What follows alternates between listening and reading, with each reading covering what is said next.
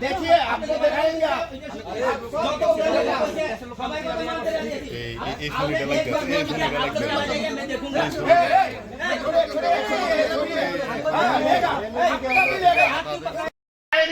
আপনি প্রেসের লোকটা কিভাবে ইয়া করছেন? প্রেসের লোকটা আপনি কিভাবে ইয়া করছেন? হ্যাঁ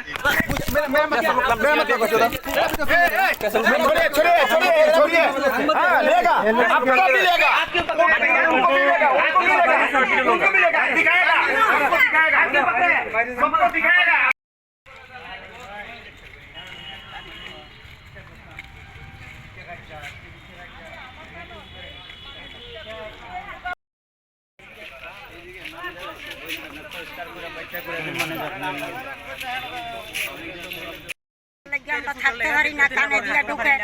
অনেকের ডাক্তারের কাজ লাগছে, গতবার কানে দিয়া ঢুকছে, হাসপাতাল গেছি, ডাক্তারে বাইর করছে, ওষুধপত্র লাগছে, তারারাই আমরা জানাইছি, তারা কিচ্ছু করছে না। কইছে মাসি আমরা ওষুধ দিমু, এই করুম সেই করুম।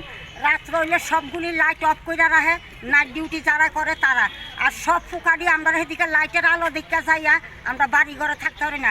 5 বছরের বাচ্চার কানে দিয়া ঢুকলে এটি বাড়ি করন যায়, তাহলে তো ডাক্তারের কাজ লাগে। তারপরে বর্ষার সময় জল যায় বাড়িঘর, জল যায় বাড়িঘর হয়ে আছে, এরকম ভাবে পুরা গুডাউনের জল যায়। গুডাউনের লোকটারে জানাইছেন নি বিষয়টা? হ্যাঁ, তারা নিজেরা তারা 2-3 বার গেছে, তারা নিজেরা পর্যন্ত ইয়া হইছে, তারার গুডাউনে তারা কয় আমরার বাড়ি দিয়া দেখে যায়। তারা এদিক দিয়ে বদ্ধ করলে কিন্তু আমরা সেদিক আর জলটা যায় না। তারপর জঙ্গল হইলে সাপ ঢুকে যায়। এখন আপনারা কি চাইতেছেন? ওখানে আমরা চাইতেছি আমরা রাস্তা অবরোধ করুম, নাহলে সিএম এর কাছে আমরা যাবো। এখানে কর্তৃপক্ষের সঙ্গে আজকে সকালে কথা হয়েছে? আমরা অনেকবার আইছি, আর ওখানে বিরক্তি হয়েছি আমরা আইতে আইতে। আর আজকে যদি মেন স্যার যদি না ইয়ে স্যারের রুমে আমরা তালা দিয়াতাম, হয়েছে আমরা তালা চাবি লই আইছি। আমরা তালা চাবি লই আরো 2বারও আইয়া গেছি, কোনো কিছু হয় না। কিন্তু আজকে স্যার আমরা তালা দিতে বাধ্য, তালা দিয়া যাবো। কি নাম আপনার? আমার নাম জ্যোৎস্না দেবনাথ। এফসিআই গোডাউনের পেছনে এলাকাবাসীর লোক আমরা আইছি অনেক দিন যাবত, অনেক দিন কি তার 3-4 বছর যাবত আপনার গোডাউনের চালের কেরিফুক গিয়া বিছনা খাটে হাতে তরকারি শরীরে অনেকখানে পড়ে থাকে। তার কাছে কয়েকবার আওয়া হয়েছে, আওয়ার পরে কওয়া হয়েছে, লিখিতভাবেও দেওয়া হয়েছে, দেওয়ার পরে তারা কিছু দেখতেছি আমরা কিতা করতাম। আপনারা গোডাউনে থাকেন, আপনারা কিতা করবেন না করবেন এটা তো জানাবেন ভালো করে। আপনারা জানান গোডাউন কর্তৃপক্ষ? হ্যাঁ, গোডাউনের কর্তৃপক্ষরা কোনো আইসে পরে কথা কইছে পরে আমরা কিতা করতাম কোন।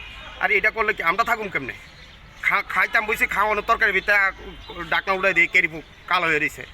এই খাওয়ানটা কি খাওয়া যায়? কতদিন ধরে আপনাদের এই সমস্যা চলছে? প্রায় আজকে 4-5 বছর ধরে।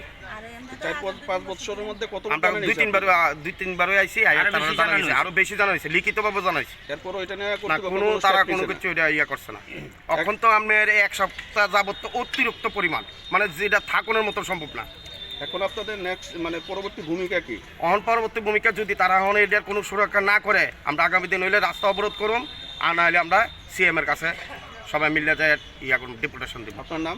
কাজল ভূমি। বাড়ি কোথায় আপনার? আমার এফসিআই গোডাউনের পেছনে। কত নাম্বার গোডাউন? এটা হইলো 6 নম্বর ওয়ার্ডের 1 নম্বর গোডাউন। 1 নম্বর গোডাউন। কোন জায়গা ধরে এটা? এটা নন্দনগর দেবনাথপাড়া। গোডাউন অবরোধ করলেন? আমরা এখানে দীর্ঘদিনের পোকার সমস্যা। কি পোকা? কেরি পোকা, চালের কেরি পোকা দীর্ঘদিনের সমস্যা।